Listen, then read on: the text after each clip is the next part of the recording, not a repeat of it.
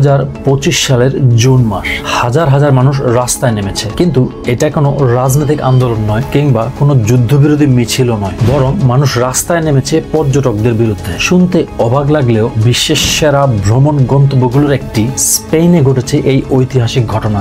সবচেয়ে বড় প্রশ্ন এখানে, যেখানে পর্যটন স্পেনের সবচেয়ে বড় আয়ের উৎস, প্রায় 30 লক্ষ মানুষ এই সেক্টরে কাজ করে, সেই দেশে কেন স্থানীয়রা পর্যটকদের বিরুদ্ধে রাস্তায় নেমেছে? আজকের ভিডিওতে আমরা সেই কারণগুলো বিশদভাবে জানবো। চলুন শুরু করা যাক।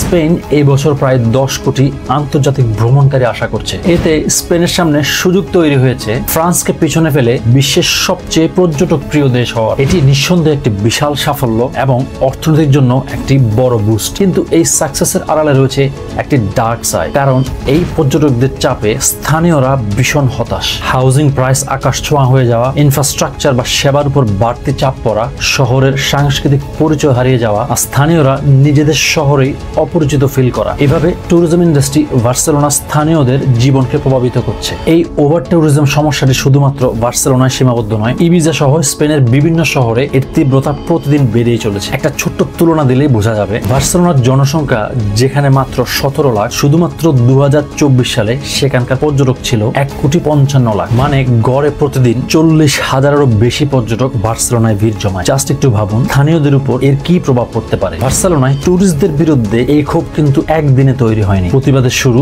2024 সাল থেকেই। তখন থেকে ছোট ছোট বিক্ষোভ হচ্ছিল বার্সেলোনা সহ পর্যটক প্রধান শহরগুলো। আর 2025-এর জুনে এসে সেটা যেন বিস্ফোরিত হলো পুরোপুরি। 15 জুন 2025-এ যেন মনে হলো পুরো স্পেন একসাথে জেগে উঠেছে। বার্সেলোনার রাস্তায় যেখানে অফিসিয়াল সাইনবোর্ডে লেখা ছিল এনজয় দ্য সিটি, কিন্তু তার পাশেই গ্রাফিটিতে লেখা ছিল ট্যুরিস্ট গো হোম। জুন মাসের সেই প্রোটেস্টে স্থানীয়রা পর্যটকদের দিকে ওয়াটার পিস্তল দিয়ে পানি স্প্রে করছে। এই দৃশ্য নিতান্তই সোশ্যাল মিডিয়াতে ঝড় তোলে। এমনকি স্থানীয়রা ট্যুরিস্ট গো হোম নামের টি শার্ট পরে রাস্তায় নেমে যায়। বার্সেলোনার পাশাপাশি ইবিজায় ছিল একই পরিস্থিতি। স্থানীয়রা সরাসরি পর্যটকদের বিরুদ্ধে প্রতিবাদে নেমে যায়। বার্সেলোনার স্থানীয় বাসিন্দারা জানান, সবসময় পর্যটকদের ভিড়ে থাকা তাদের কাছে এক ধরনের দম বন্ধ হয়ে যাওয়ার মতো পরিস্থিতি লাগে।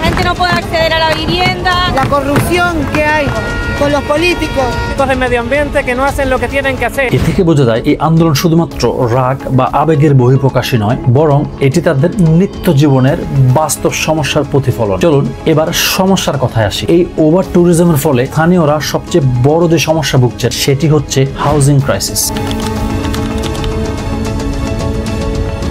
ট্যুরিজম স্পেনে প্রায় 30 লক্ষ চাকরির যোগান দেয়। শুনতে ভালো লাগলেও বাস্তবতাটা একটু ভিন্ন। ট্যুরিজম বেড়ে যাওয়ার কারণে অ্যাপার্টমেন্টগুলো এয়ারবিএনবি-তে কনভার্ট হচ্ছে, যা হাউজিং শর্টেজ তৈরি করছে। ইবিজার এক ট্যাক্সি ড্রাইভারের হৃদয় বিদারক গল্প শুনুন। তার নাম অ্যালিসিয়া। তিনি 12 ঘন্টা শিফট করে 7 দিন কাজ করেন, কিন্তু রেন্ট অ্যাফোর্ড করতে পারেন না, তাই ক্যারাভেনে থাকেন। ছেলেকে রিলেটিভস এর কাছে পাঠিয়েছেন। তিনি বলেন, আপনি যা কিছু দেখছেন এই সব বিল্ডিং আর এই সব অ্যাপার্টমেন্ট সবই পর্যটকদের জন্য। যেই বিল্ডিং গুলোতে আগে স্থানীয়রা থাকতো সেগুলো এখন শর্ট টার্ম রেন্টালে রূপান্তরিত হয়েছে। বাড়িওয়ালারা দেখছে পর্যটকদের কাছে ভাড়া দিলে যত টাকা পায়, স্থানীয়দের দিলে তার চেয়ে কম টাকা পায় তারা, যার ফলে স্থানীয়রা এখন শহরের বাইরে থাকতে বাধ্য হচ্ছে। এবিসি অস্ট্রেলিয়ার এক রিপোর্ট অনুযায়ী এক স্থানীয় বাসিন্দা বলেন, ইবিজিআই চাকরি আছে কিন্তু কেউ আসতে চায় না, না পুলিশ, না বিচারক, না ডাক্তার, না নার্স, না শিক্ষক। কারণ এখানকার সবকিছুর দাম এতটাই অস্বাভাবিক যে এমনকি উচ্চ বেতনের কর্মীরাও বাধ্য হচ্ছেন শেয়ার অ্যাপার্টমেন্টে থাকতে।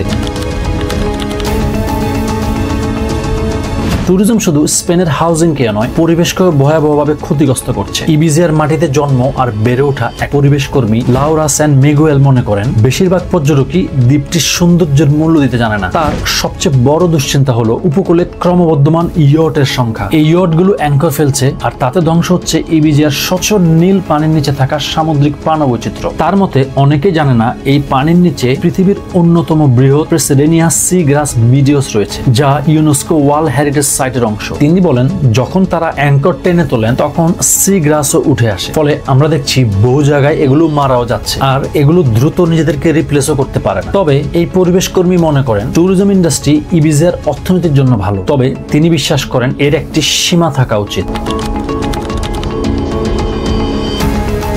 ওভার ট্যুরিজম শুধুমাত্র ভিড় বাড়াচ্ছে না, এটি শহরের চিত্রও বদলে দিচ্ছে। উদাহরণস্বরূপ বার্সেলোনায় আগে যেখানে স্থানীয়দের ছোট ছোট মুদির দোকান ছিল, সেখানে এখন আই লাভ বার্সেলোনা নামের টি শার্টের সুভিনিয়রের দোকান। স্থানীয়রা বলছেন আজকে তারা নিজের শহরে স্প্যানিশ ভাষা শুনতে পায় না। পর্যটকদের এত ভিড় যে সবাই ইংরেজিতে কথা বলে, ফলে অনেকেরই মনে হচ্ছে তারা নিজ দেশে বিদেশি। তবে এই সংকট শুধুমাত্র স্পেনেই সীমাবদ্ধ নয়। ভেনিস থেকে শুরু করে লিসবন, থাইল্যান্ড থেকে শুরু করে ইন্দোনেশিয়া, সর্বত্রই এই চিত্র দেখা যাচ্ছে।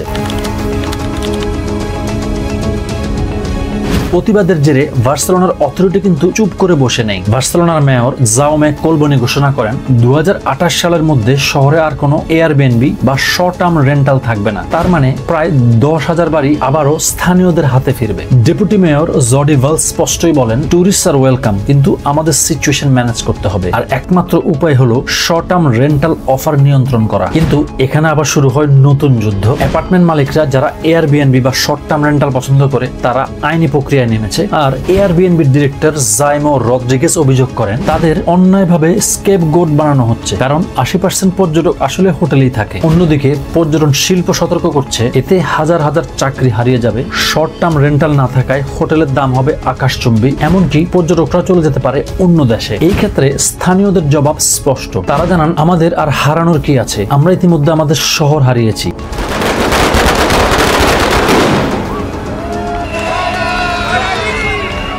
বার্সেলোনার পাশাপাশি ইতিমধ্যে স্পেনের বিভিন্ন শহরে এই ধরনের নীতি চালু করার প্রক্রিয়া চলছে।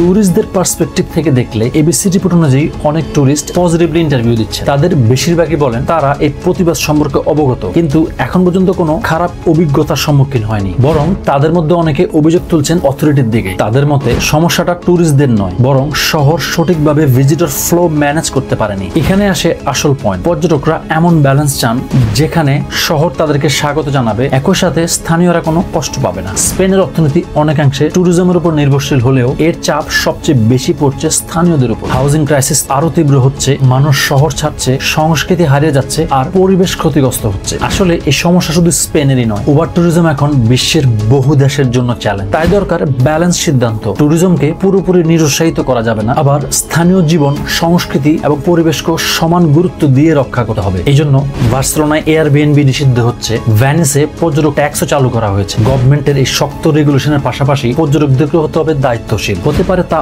অফ সিজনে ভ্রমণ করা, স্থানীয় ব্যবসায়ীদের সাপোর্ট করা। আমি মনে করি এগুলো গুরুত্ব পেলে ভারসাম্য ফিরে আনা সম্ভব হবে। না হলে এই ধরনের প্রতিবাদ আরো ছড়িয়ে পড়বে আর ক্ষতিগ্রস্ত হবে ট্যুরিজম ইন্ডাস্ট্রি।